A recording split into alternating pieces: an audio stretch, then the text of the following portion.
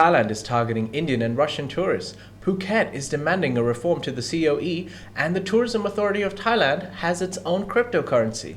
That's all coming up in Good Morning Thailand on the Thaiger.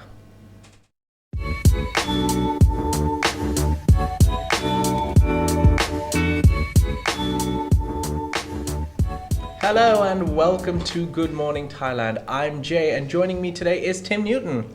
Today and every other day. Hi Jay, hi everybody. Well, they don't know that. Now, in how many days we got left? Seven more shows. Yes. We have a new person who will be sitting there. Yes, right here. Well, not here. We will be in Bangkok as well. Yeah, and you haven't seen this person before, and she is fantastic. We look forward to introducing her. Right, a new host for the show and a new team member. So today we do have a lot to talk about, but before we get started, we'd like to thank Coffee Culture, our sponsor for the show. They provide roast coffee and ground coffee from Thai farmers all across Thailand. So find your roast of coffee from coffeeculture.asia. We just got a new coffee machine in the office. Yeah. But it uses beans. So I said, well, do Coffee Culture do beans? They do. They do. Not only ground coffee. So we look forward to getting some beans to put in our brand new, I think it's a DeLonghi coffee machine, which is same one we have in Bangkok. Yep. Very good machine. There you go, smelling the coffee again. Put it down, Tim. Yum. Right. Let's get started. I've got a bit of a headline for you. Here we go. Booze is back. Booze is back? What do you mean? From this Friday, you'll be able to drink alcohol in restaurants in Phuket again. Well, that's great news for a lot of people. It was announced by the Phuket governor yesterday, and it means that restaurants on the island can serve alcohol until 10 p.m. at night. Okay. So get a few drinks stacked up before 10 o'clock, and they'll also be allowed to have live music, as distinct from dead music, as distinct from no live band. Yes. Okay. So I think that's good, but no more than 5 people doing live music. Okay. So if you were waiting to go to a Phuket restaurant to enjoy a drink with the Mormon Tabernacle Choir, you won't be able to do that at this stage. Yeah, unfortunately. However, let's move on to the first topic, which is Thailand is targeting new types of tourists, specifically Indian tourists and Russian tourists. Well, this is interesting because the question, once you sort of say, well, the gates are slowly opening, yes, the restrictions are slowly easing, the curfews are slowly disappearing, where are the tourists going to come from? Exactly. So are they going to come from some of the traditional European markets? Are they going to come from Australia? Are they going to come from Northern Asia? The Middle Eastern market, yeah. Sure, but it looks like the TAT, the Thailand Tourism Authority of Tourism. Thailand. I'm glad they're not called the Thailand Institute of Tourism. So they are looking to a single flight to the west, which is from India. Okay. So you can take a 4 to 6 hour flight from India and you can be in Thailand. So this is an obvious market, given that there are, 1.4 million people? Hi Siri, what's the population of India? You mean billion, 1.4 billion. Billion, yeah. Hey Siri, what's the population of India? Siri. People are going to think we're flogging Apple products. In 2020, the population of India was 1,320,000,000. Okay, 1.3 billion. Yep. Did we pay Siri's bill last month? She doesn't seem we very... do not get paid by Apple, by the way. So that's interesting. So you've got 1.3 billion people within 6 hour flight of Thailand. So this is an obvious market. Right. It's the same when people say, well, why all these Chinese? Well, again, you've got a 6 hour flight, a single flight into Thailand, into a market of somewhat 1.4 or 1.5 billion people. Yep. So to hook the tourist train to the Indian and the Chinese markets at this time or any other time is really an obvious step for Thailand. Let me tell you a little bit about the Indian market. For example, Sure. The TAT are basically saying, well, the Chinese can't come at the moment, so let's look to India, the second largest populous country in the world. And new flights have been announced out of India into Thailand over the next month. The actual schedule I don't have, but the discount airlines like Indigo are the ones who would be servicing the market, so cheap budget ticket prices. And before COVID, India was the largest growth market for Phuket tourism and one of the highest for Thai tourism generally. Wow. So that's a big step. In 2019, there were 322,000 Indian tourists coming into Phuket. So it was a big growth market. And one of those big markets, why are they coming? Was Indian weddings. Oh, yes, that's correct. They would book out entire hotels to have these huge Indian weddings. Yeah, Indian people take the wedding business very seriously. They would be fantastic to go to. I've been to an Indian wedding. Oh, it's an event. Yeah, but then they go for a few days too. Yeah, it's normally 4 to 5 days, yeah. So the amount of money they bring in, apart from just the guests coming, they've got the photography and they've got the pre-photography, and they fly to a different destination to get the photos done, and then you've got all the Bollywood music. They'd be colourful and amazing events. Right. And they were actually already decided to also target the Russians once they approved the Sputnik vaccine. So we were expecting Thailand to target the Russians already. Well, I've got some stuff about Russia coming up. I was just going to say that Thailand, apparently in a survey done in India, is one of the top 3 destinations for Indian tourists. Okay. So they're just not looking down the barrel and thinking, oh, this is a good idea, let's get the Indians back. Indian people do want to travel to Thailand, so that's another reason for it. Can I share this with you? And yes, this please. will lead us into the Russians. Okay.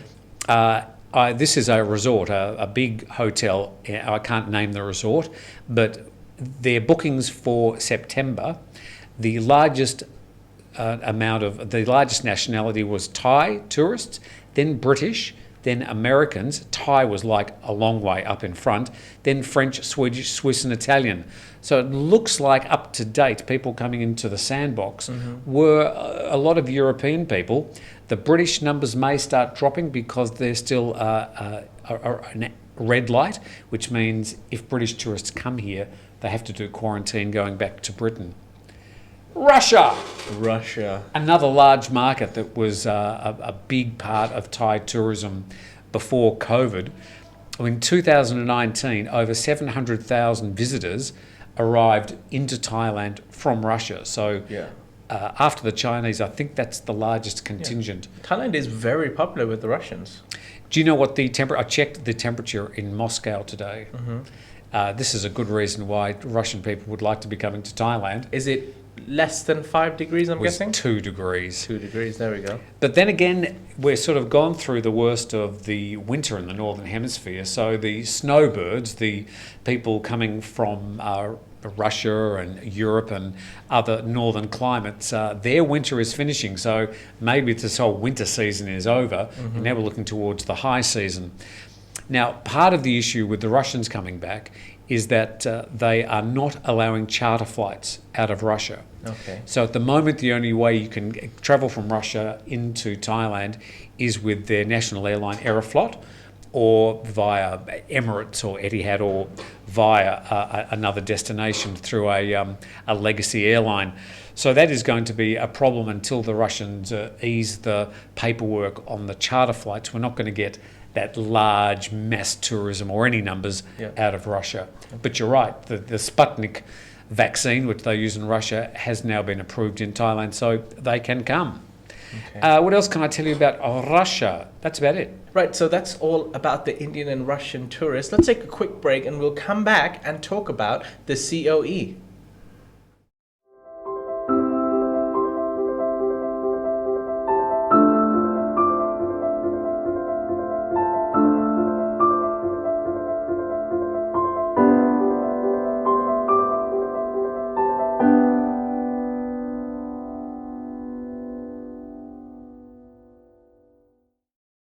Welcome back. You're watching Good Morning Thailand with me, Jay and Tim.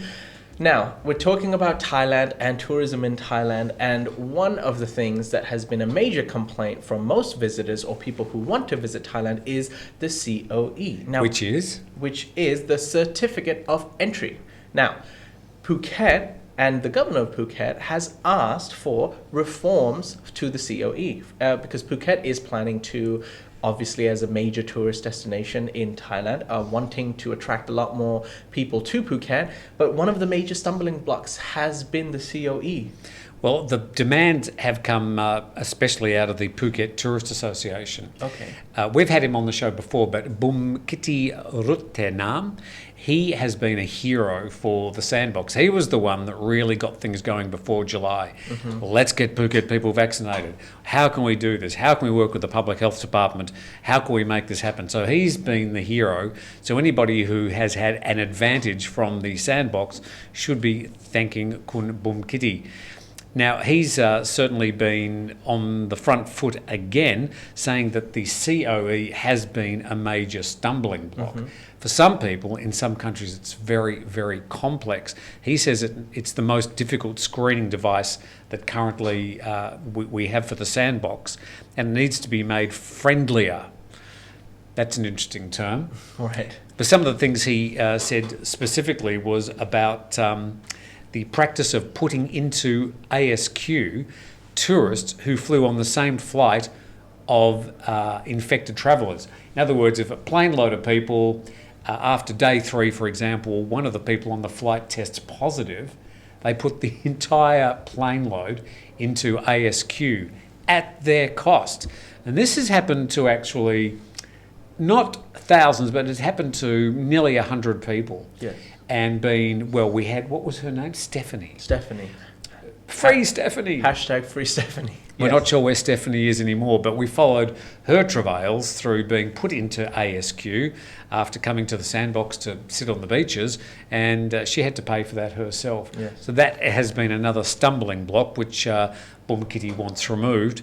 He also says the insurance coverage of $100,000 has been, well, it hasn't actually worked. He says it was considered an unnecessary component, particularly when the claiming process was not practical in the actual situation. I think that's code for not many people were paid out. Yes. And they didn't read the fine print. You know what insurance companies are like.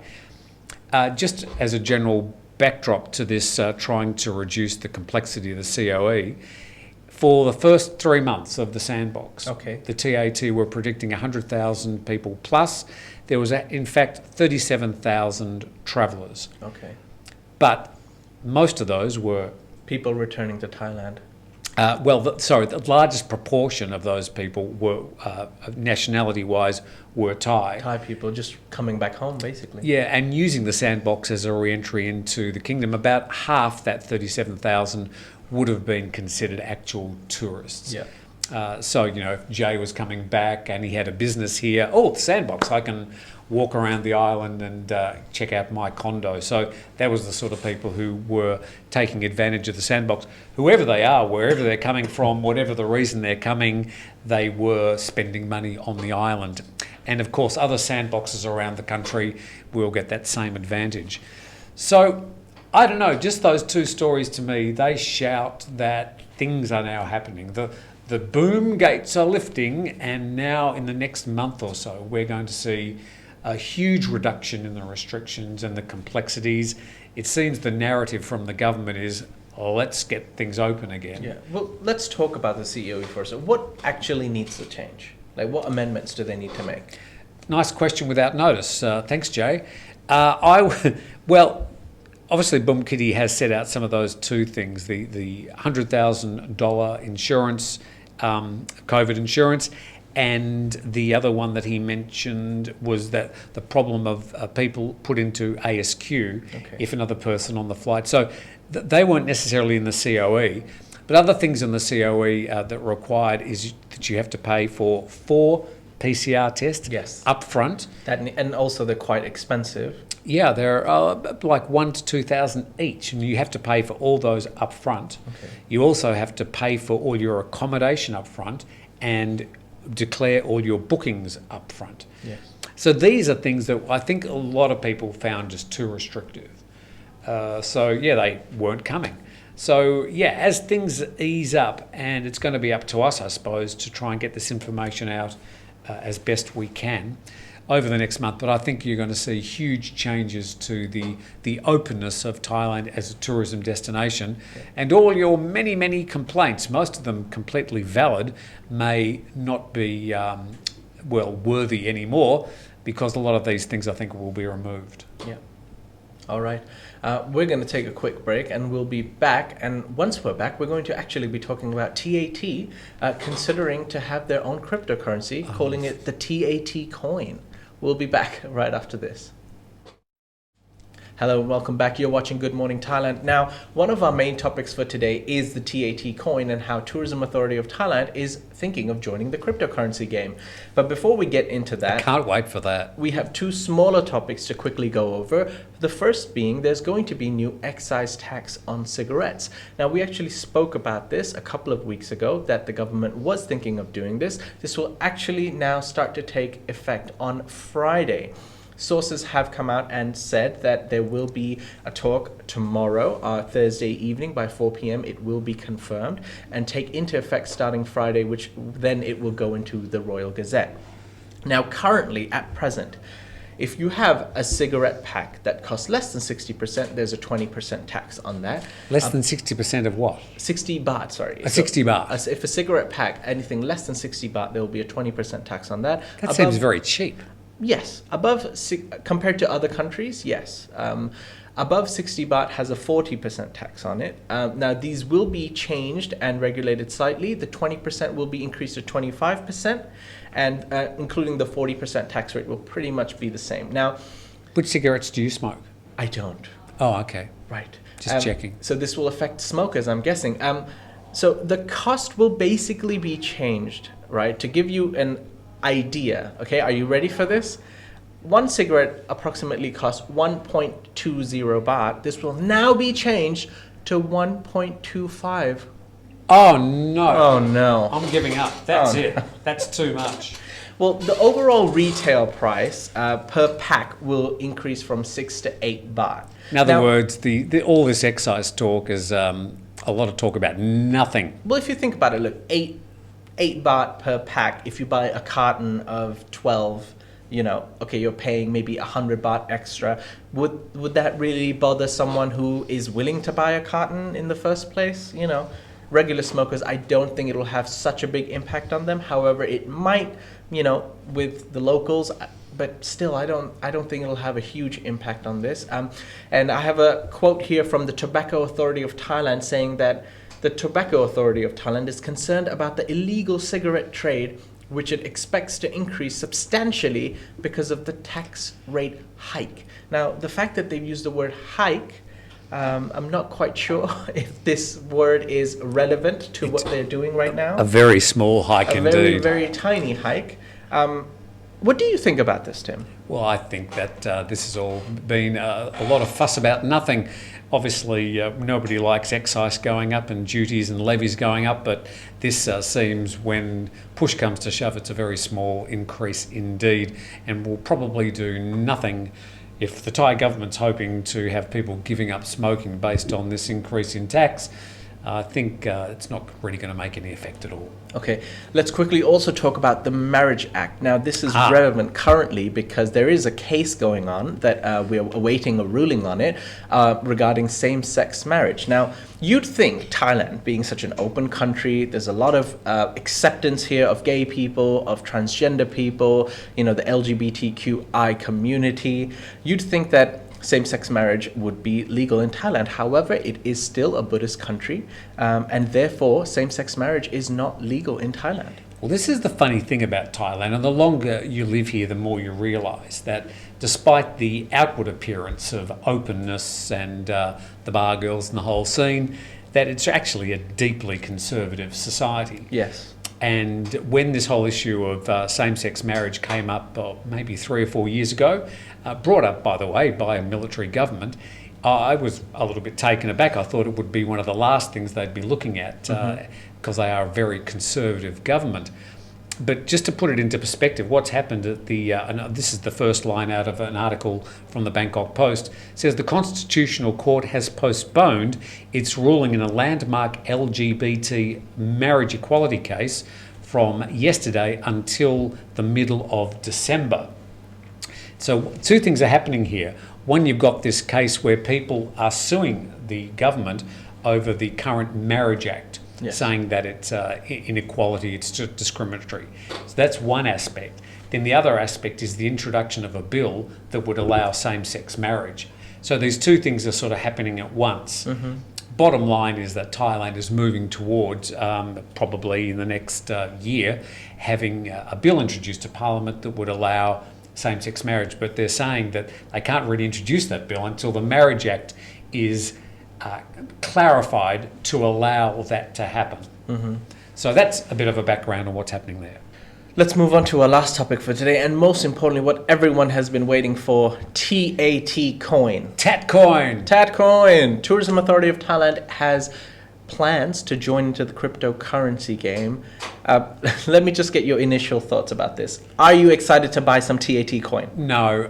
Look, the way the story reads is that the TAT want to dabble in cryptocurrency so they can take advantage of the, slight enthusiasm in sections of the world and certain sectors of the community that think all these cryptocurrencies are the latest and greatest thing. They want to capitalize on the cryptocurrency markets. So they're going to get all these cryptocurrency traders coming to Thailand. So I think the problem is that each of these blockchains are contained and then sharing the riches of one coin into another. I don't think it works like that. Yes. So I'm not really sure if I trust the TAT to understand blockchain and cryptocurrency, because I've been reading up about it for 4 or 5 years and I find it complex. So, and I've read quite a lot about it and I look at the blogs about it just about every day. Well, and I still find it difficult to understand. Can you explain how it will work, Jay? Well, cryptocurrency in general, it's going to take some time. The TAT okay, here I have a quote here from the TAT Governor, Kun Yuttasak Supason, who says, TAT is currently in discussions with the Stock Exchange of Thailand regarding the possibility of introducing this TAT coin. However, let me just tell you that TAT, which is a state agency, needs to discuss this matter with the related organizations to be actually allowed to do this. Of course it does. They have plans about this, but they don't really have any authority to actually do this. So Yuttasak had lunch with one of the people from the stock exchange and they said, hey, let's talk crypto. I think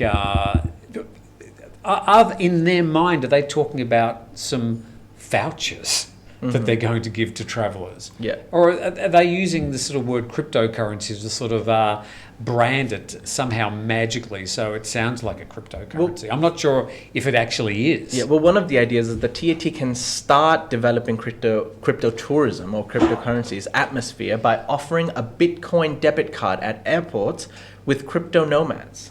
So, and during these trips, without paying an extra fee for ATM or currency exchange, they can use these crypto debit cards. That is one way of moving forward, as well as, they can't, this will not actually be used for trading. So it's not going to be cryptocurrency trade exchange. It's just going to be a form of payment. Yes, like you said, in the form of vouchers. So I have here featuring TAT coin. It's going to be another type of cryptocurrency, but it's not going to be like NFTs, which is non-fungible tokens. So it's not going to be the traditional way of what you think, like Dogecoin or Bitcoin. It's not exactly going to be like that. I don't think you've helped. I don't think I've helped because they haven't helped me understand myself. Now, I think to understand cryptocurrencies, you need to understand maths. Yes. I don't think the TAT have demonstrated a good command of mathematics over the past 6 months with some of their speculation on the numbers of tourists who will be heading to Thailand under these various tourism sandboxes and schemes. For me to trust them with a cryptocurrency, I think we need to leave that to the economists and not people flogging travel. Yes. So, the transfer of vouchers into digital tokens that could help operators gain greater liquidity.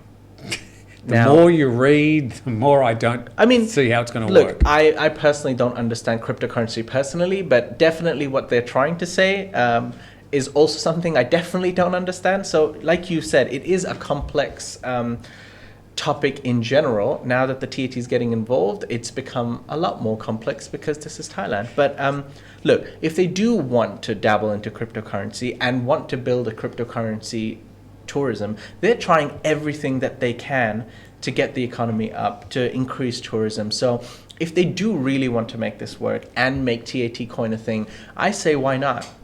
Go for it. At least they're trying. Is it going to work? I don't know. And just by the way, between September the 5th and today, Bitcoin has dropped from 1.7 million baht to 1.38 million baht. And that's a whole nother thing. The whole cryptocurrency market is so volatile. Anything can happen. What do they do?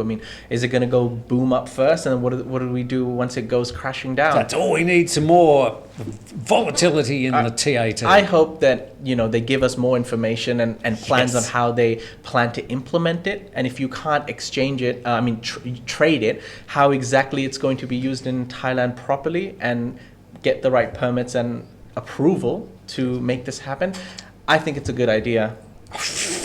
Hey, I'm being optimistic. I know I'm being optimistic, but TAT coin, why not? Let's try something. So Yutasak, you're going to have another lunch with the head of the Thailand Stock Exchange. Right, and I guess that's all the topics we have for today. Anything to add, Tim? We've covered everything. We've covered everything. Including Bitcoin. All the headlines before 9 a.m. And if you want to catch up with all the latest news, you can go to thetiger.com, and we'd recommend you do that, and do it, several times a day. Right, and please like and subscribe to our channel. That's it for all of us here at the Thaiger Studio. Well, may you say that, because this is the last time you'll see this. Oh, that's right. Starting tomorrow, we are going to BYD Hotel in Patong. BYD Lofts.